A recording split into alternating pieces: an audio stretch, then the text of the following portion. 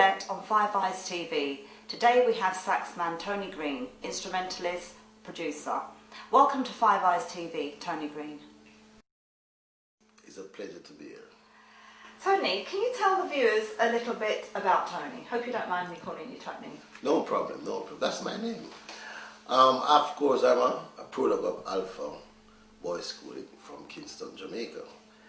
Starting there, playing music. As you know, Alpha produced a lot of musicians, especially instrumentalists at that time. Great people like McCook and Drummond, and top Western saxophone by the name of Joe Ariat and Bertie King here.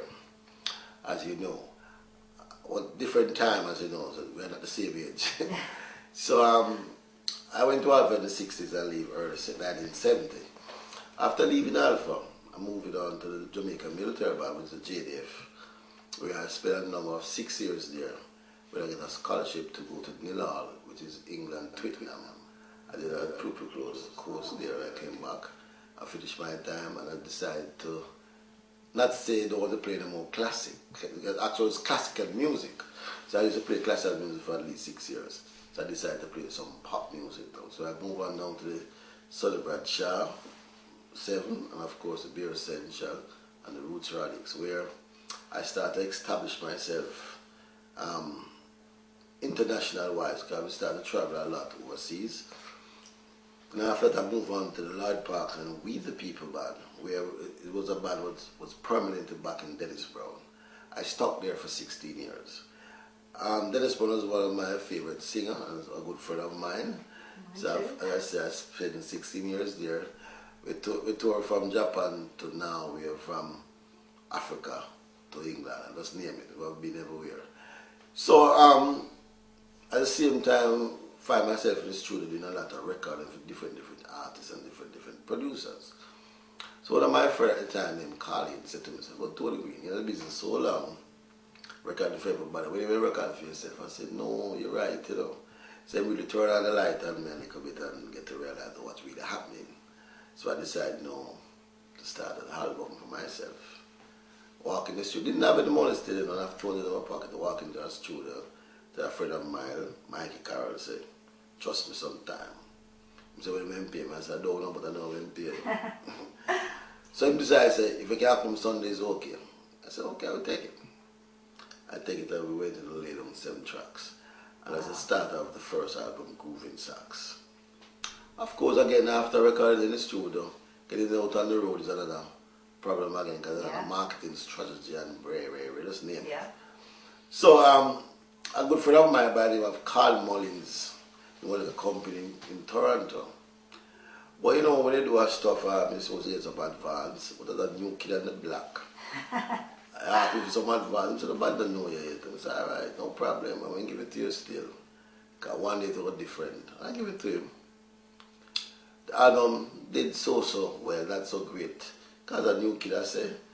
So I decided to go back again and make the second album.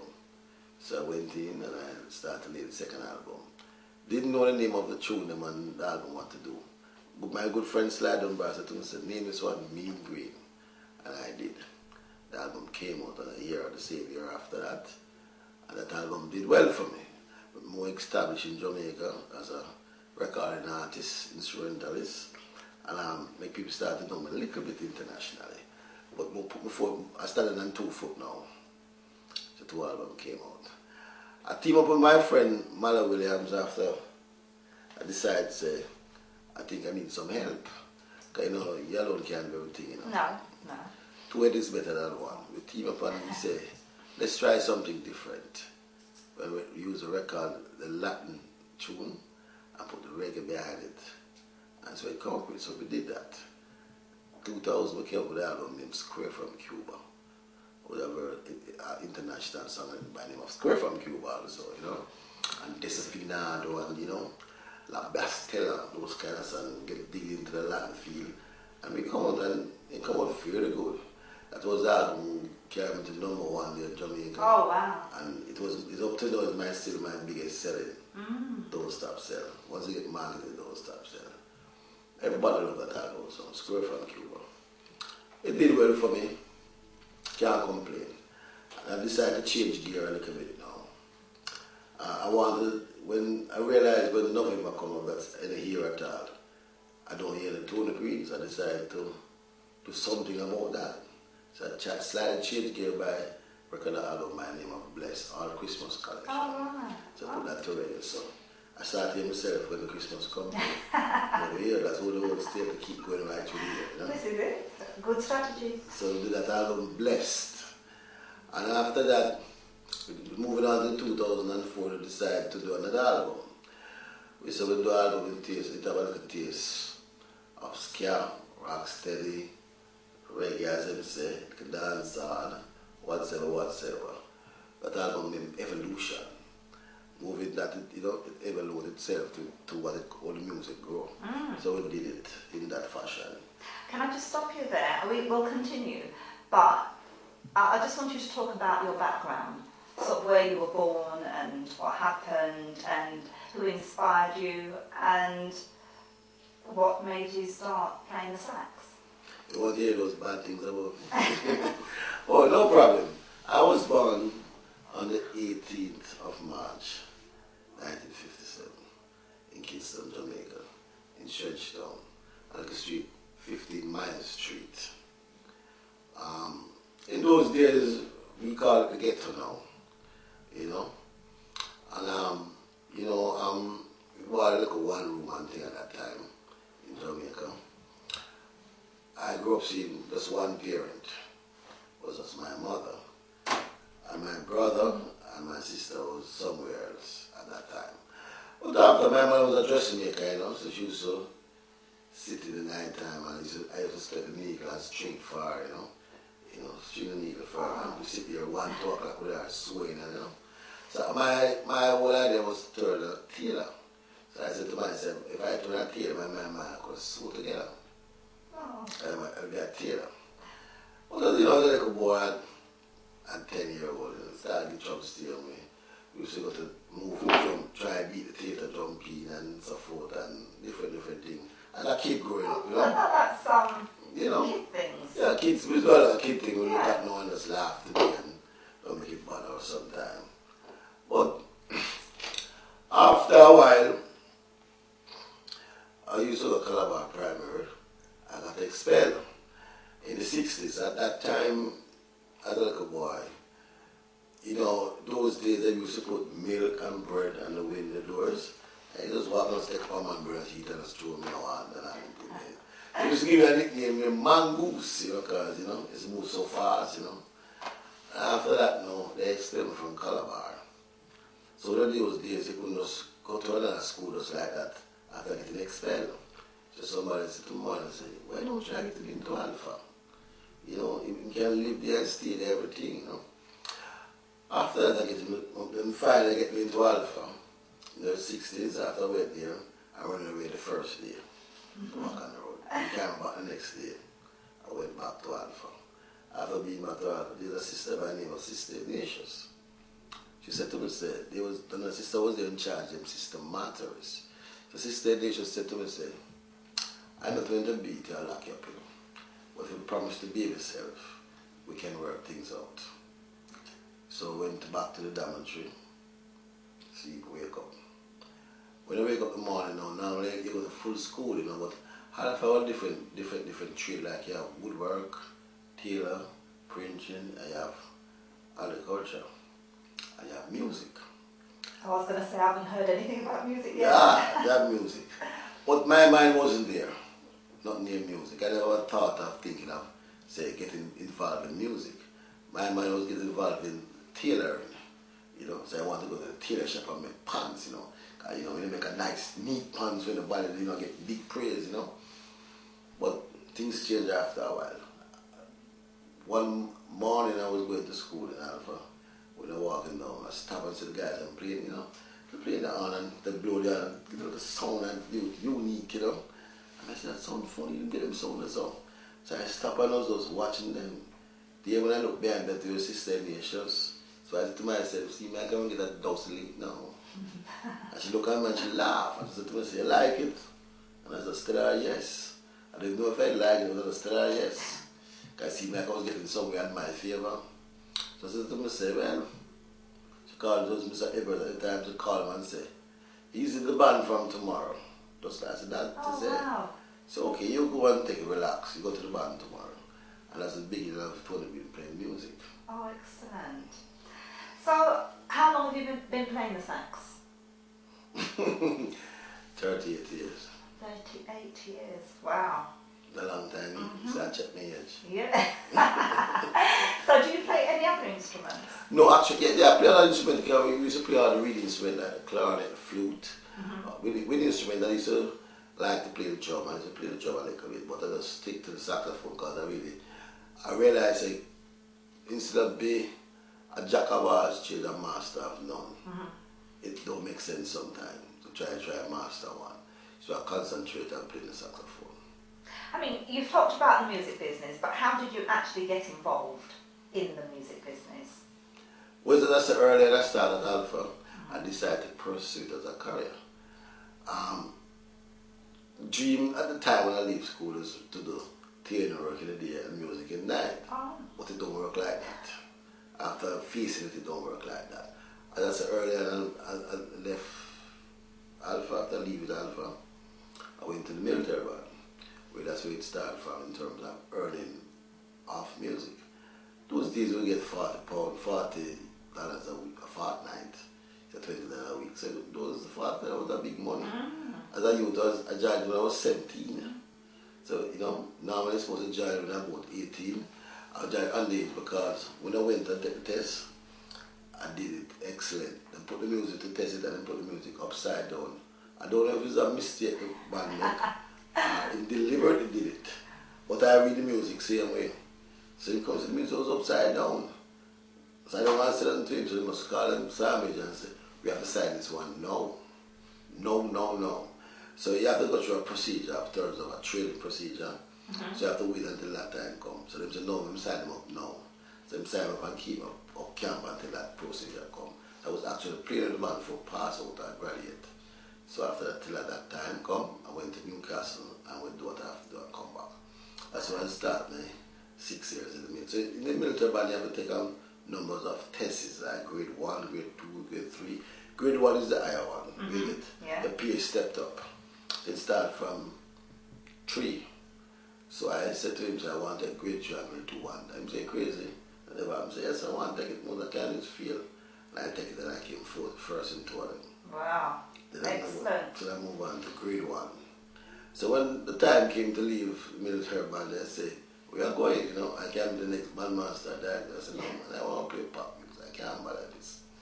And that's why I moved. I started to grow and started to listen to different people and started to listen to different things. That was going to be one of my questions about the type of music you listen to.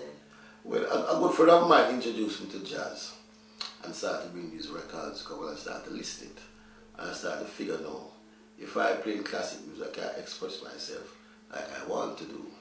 So that I decided to move from that level to that level. That's what I did, move on to the pop world, and I can grow from there. I started by a couple of jazz level records. Started listening to people like Charlie Parker, John Coltrane, Lester Young, Ben Webster, knowing that Ben Webster and Coleman is the first one to make a saxophone sound like it sounds today, 1900. Those days coming on, so that's what the whole thing come, Charlie Parker, everything right up. Is there an artist that you'd like to work with in the future? I love or to any? work. I have a lot of artists I want to work with. And we hit the top right away. I like to work with Michael Jackson one day. Yes. They hit the top right away. Yeah, so why not? when I hit the top, you know, say everybody. We have worked with a number of American artists like Rawls, Aretha Franklin, Gladys Knight, and Ray Goodman and Brown. So far, I work with a lot of them so I love far. them. Yeah. So what projects have you got in the future? Well, the sky's my limit, you know, because I have so much ideas when it comes to music in terms of recording. Right now I'm doing a new album now, complete now, and I have a future things to do, like I have other ideas where I try to get other people involved, like a lot of collaboration artists, like certain people I like to go overseas and record with, where I can register in terms of recording them. Tony, this is internet TV, Five Eyes. How would viewers find out about you? You know, you said you've been around Japan and different places. So how do people get to know about Tony? Well, I'll give them a little to fasten the business. They can go on my website, Good. TonyGreene.net. And I'm building a second website now, the TonyGreene.com.jm. That will hook to MySpace, because it's a MySpace I run things now, so I feel like anything I want. So, you seem to tour around a lot. Well, I tour different artists and do a lot of things for myself also. There's a couple group I work with more time, away from doing Tony Greene stuff. They tour a lot, then, what can I say?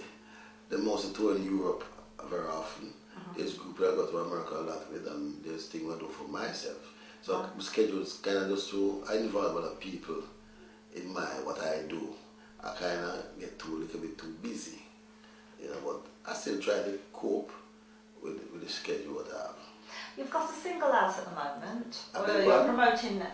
Yes, I have a single out now by the name of Happiness, coming from the new album Midnight Blue.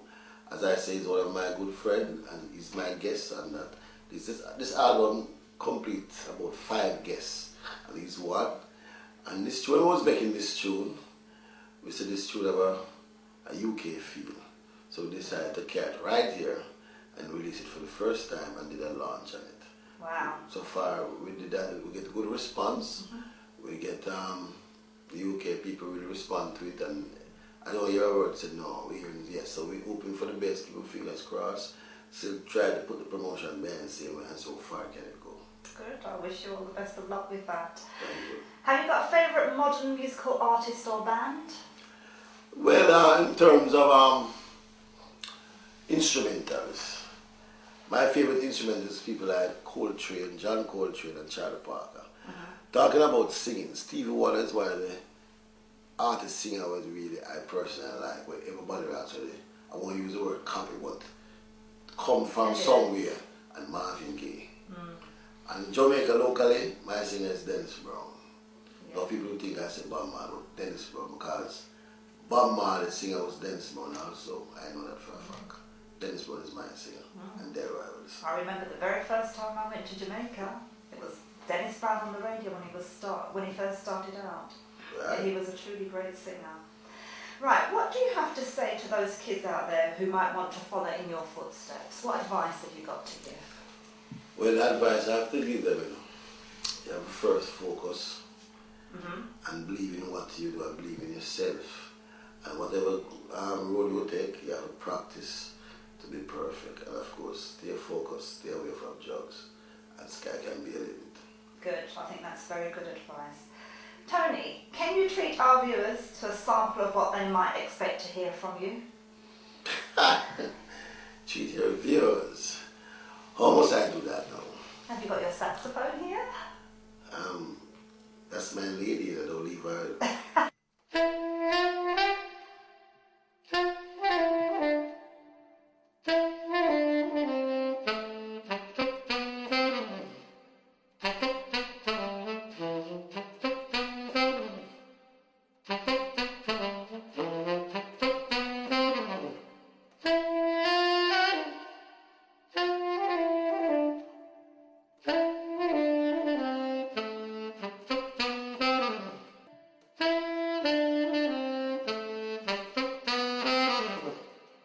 Thank you, Tony. It was a pleasure interviewing and listening to you. Five Eyes wishes you every success for the future with your new album, Midnight Blue. 1, 2, 3.